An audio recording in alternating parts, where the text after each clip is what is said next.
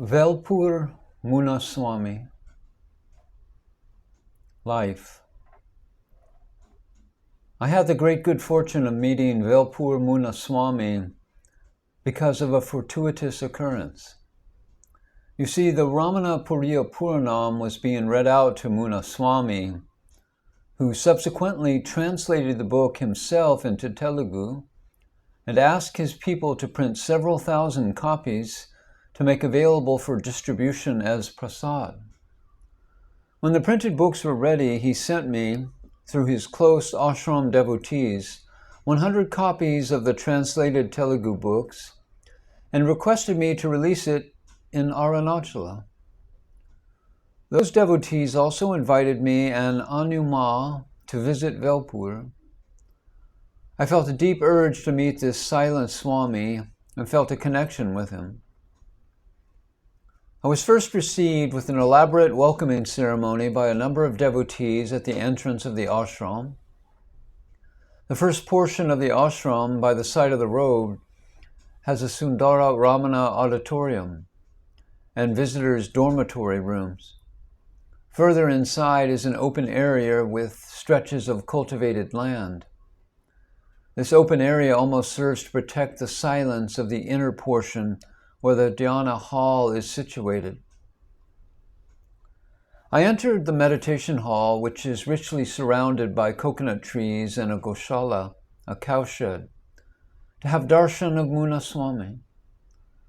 I would have walked only 3 acres, but it felt like I was leaving the external world and entering into the inner cave of quietude. At the far end of the hall, Swami stood up to receive me, with a loving warmth in his eyes. Though the large 50 by 30 foot hall was packed full with the enthusiastic devotees, there prevailed a thundering silence. The walls were adorned with large portraits of Sri Bhagavan. In the hall on the western side, Swami was seated on a 6-inch raised concrete platform, on which during the daytime he sits and sleeps, but only a few hours in the night.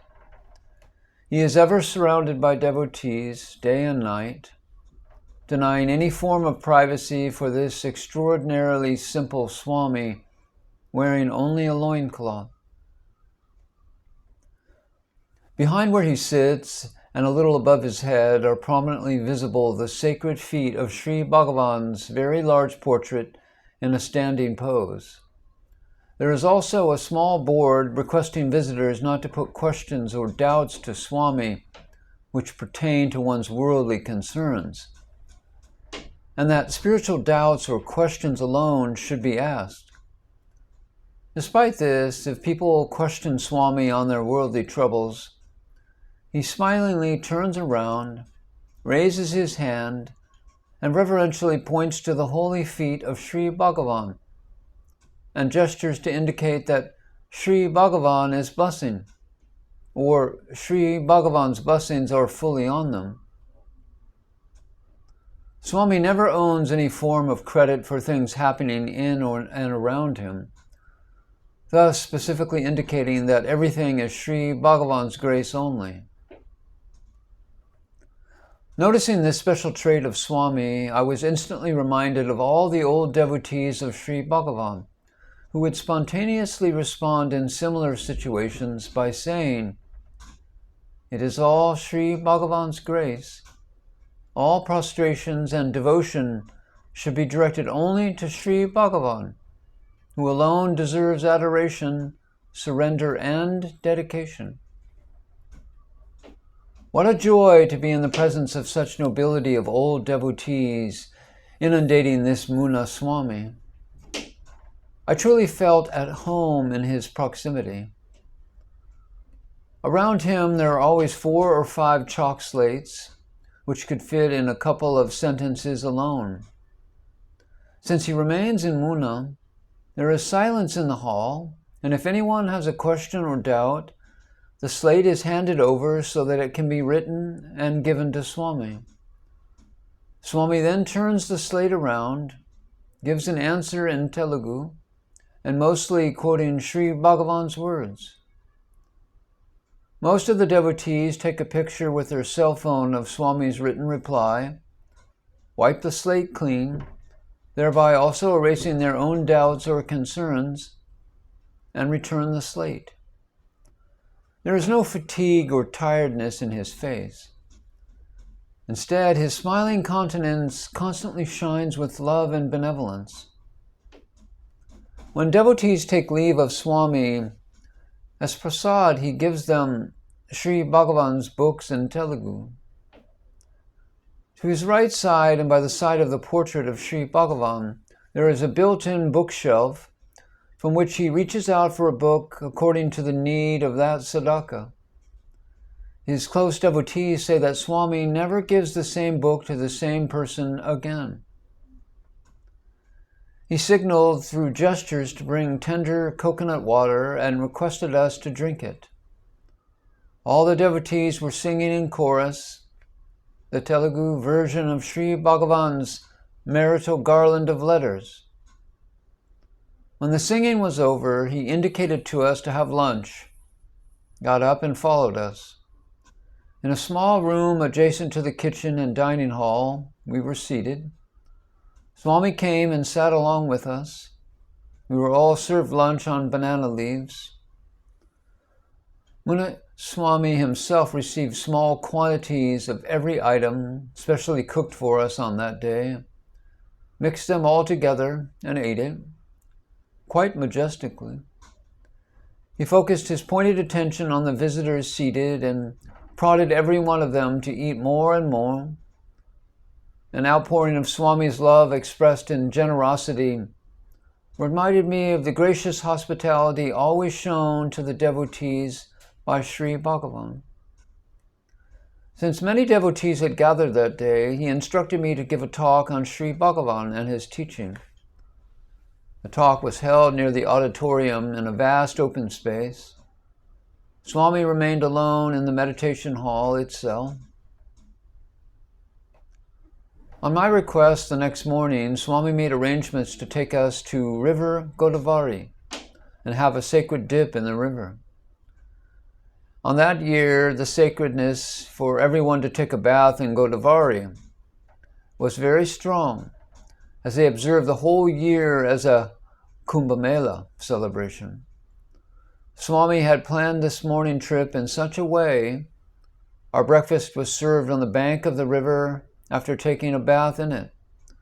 We were pleasantly surprised to notice that not even a minor detail in expressing his hospitality escaped Swami's attention. The daily routine for the Swami starts at 2 o'clock in the morning. He steps out of the hall to wash himself, comes in and gets immersed in meditation with closed eyes. All the other ashramites, the 10 or 15 devotees, also get up, roll up their mats, and start meditating. The first ones who get up around 4 or 5 are the ones who work in the Goshala. The next batch of devotees who leave the hall at 5 o'clock are the ones who prepare the breakfast. By then, some more people from the surrounding area join in the meditation.